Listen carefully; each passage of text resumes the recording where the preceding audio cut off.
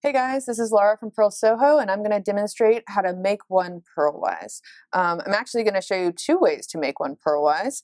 One way is going to create these right slanting increases. As you can see, these stitches are kind of coming out to the right, and the other way will create these left slanting increases. Here, they're coming out to the left. I'm going to work this increase on the purl side of my fabric, so let's do this.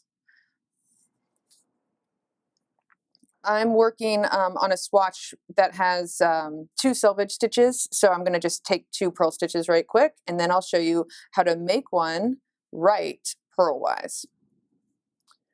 To make one right purlwise, the first thing I want to do is identify this bar that is stretching between the stitch on my left needle and the stitch on my right needle. Once you've identified this bar, you're going to take the tip of your left needle and insert it under that bar. And since we're making a right slanting increase, we're going to insert it from the rear. So right and rear. So from back to front, or the rear to the front, I'm going to insert my left tip under that bar. Once I've done that, I have a new stitch here on my left needle. I'm going to take the tip of my right needle and purl into the front leg of that stitch. That's it. That's how you make one right purlwise.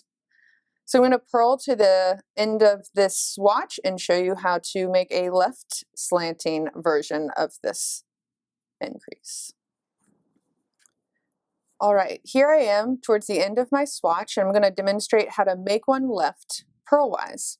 Once again, identify that bar stretching between the stitches on your right and left needle. So once you identify that bar, you're going to make a left slanting increase. You're going to take the tip of this left needle and insert it under that bar from the front to the back, like so. Once you do that, you have this new stitch on your left needle and you're ready to purl it. But for this one, you're going to purl into the back loop of that new stitch. Just like that. And that's it. That's how you make one left purlwise.